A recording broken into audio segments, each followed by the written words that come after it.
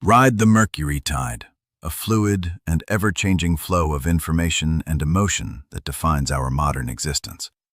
Dive into these silver stories that shift and evolve as we search for the absolute truth.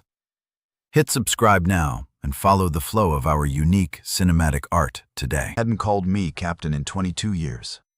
Not since she was maybe 9 or 10, back when I used to carry her on my shoulders down the boardwalk at Asbury Park and pretend we were on the bridge of a ship. She'd put her hands over my eyes, and I'd steer blind, and she'd scream directions, left, left, hard to starboard, and I had no idea where she learned starboard, but I never asked. Those were good years. Uncomplicated years.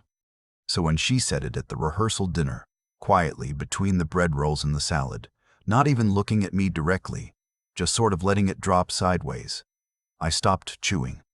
"Captain," she said, "can you pass the water?" Her fiancé was right there. His parents were across the table.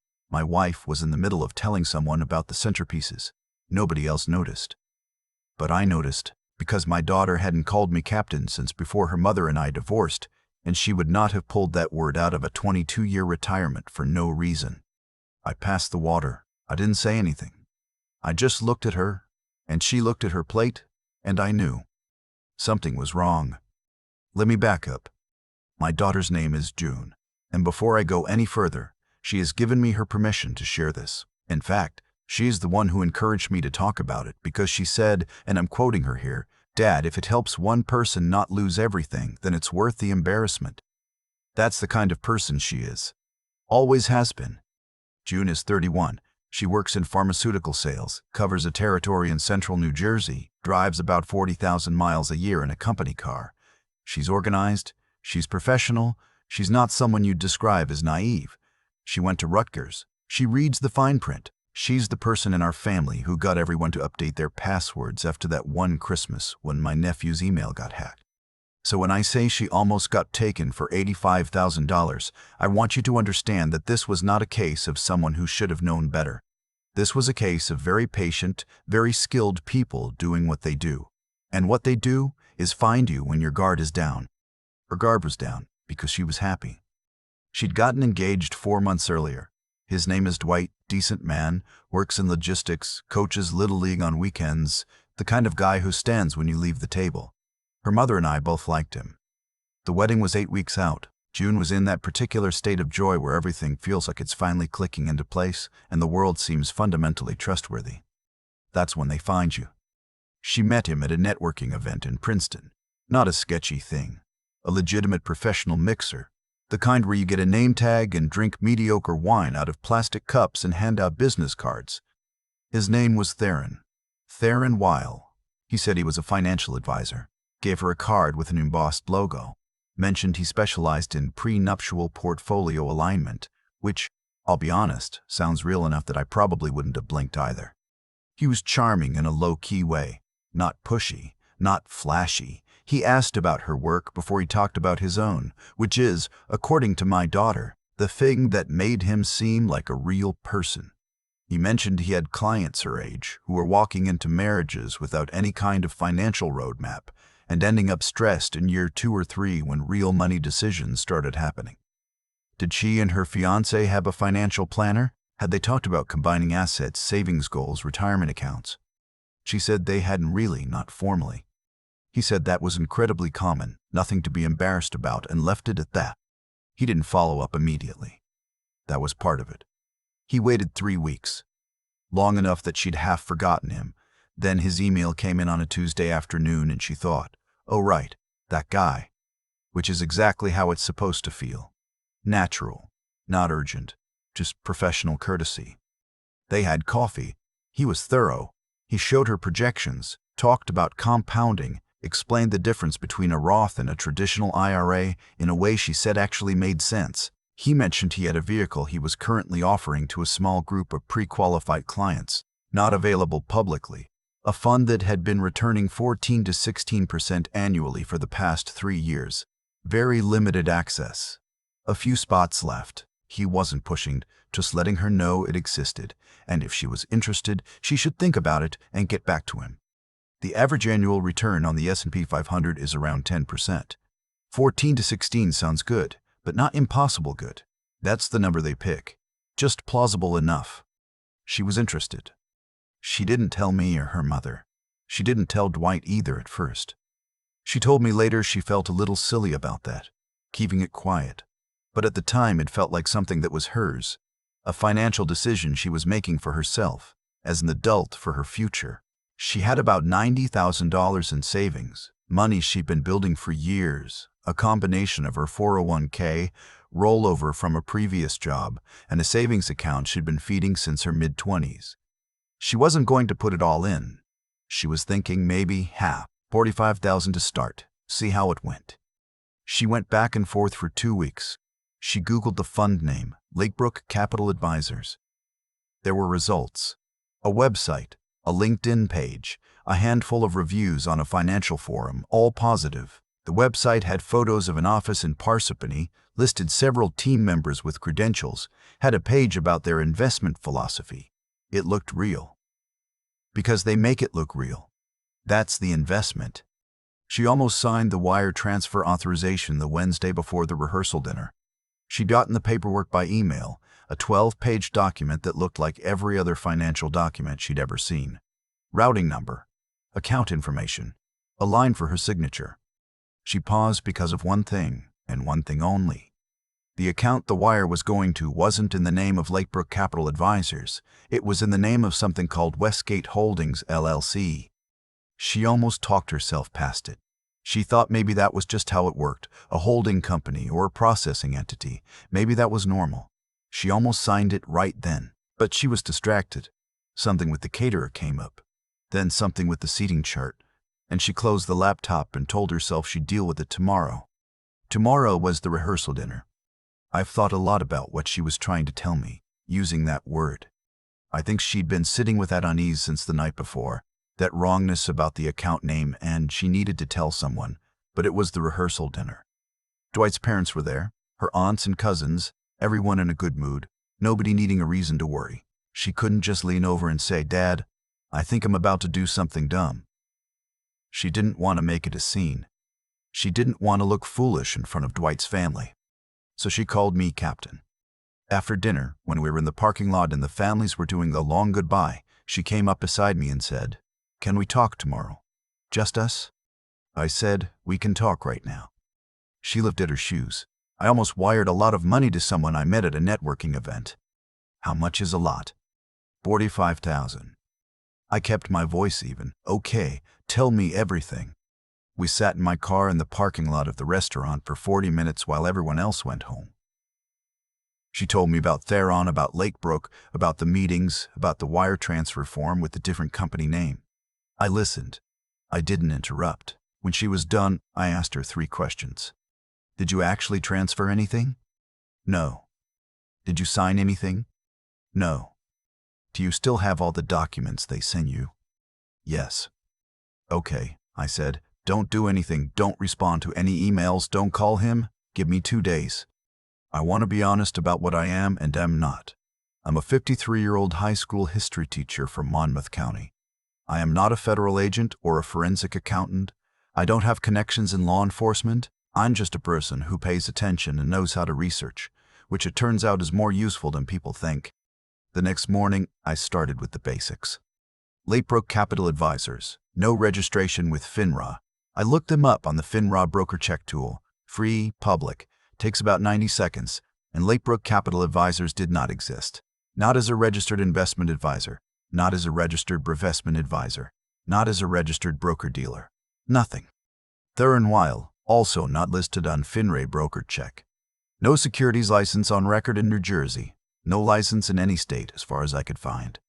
Westgate Holdings LLC, registered in Delaware, as almost everything is because Delaware's business registration requirements are minimal and fast. Registered 8 months ago. No business history. No web presence. A registered agent address that was a commercial mail forwarding service in Wilmington. The website for Lakebrook Capital Advisors, which had looked so clean and professional, had been created 14 months ago. The domain registration was private. The office photo on the About Us page. I did a reverse image search. It came from a stock photo site. The people in the teen photos were stock photos too. I recognized two of them because I'd seen them on a dental practice website in Ohio when I was clicking around. I am not a detective. I just knew where to look, and every place I looked, there was nothing. I called my brother-in-law, who works for a title company and has dealt with wire fraud cases before. He confirmed that the Westgate holding structure was a textbook mule account setup, a shell company used to receive and immediately move fraudulent wire transfers before the sender can reverse them. Most victims don't realize anything is wrong until days later, at which point the money is gone, truly gone, wired out through multiple accounts, often internationally, essentially unrecoverable.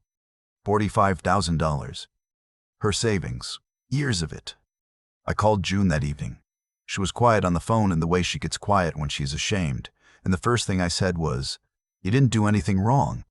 She said, "I almost did." Almost doesn't count. You stopped. That's what matters. She asked me what I'd found, and I told her everything methodically.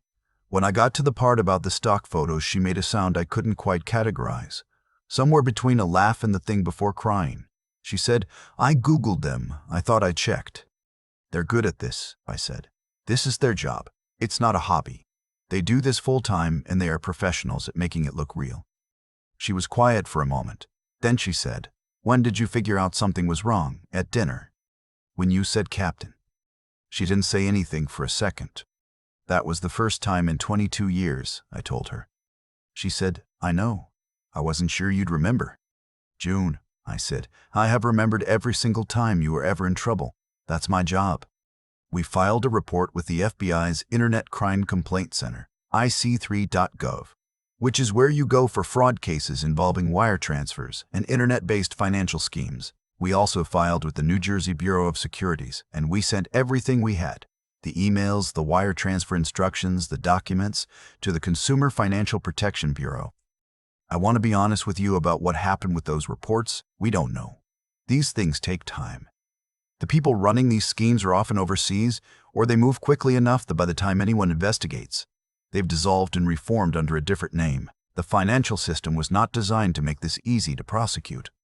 What I can tell you is that June did not send them $45,000, and because she held on to all the documentation, whatever those agencies were able to do with it, they at least had something to work with.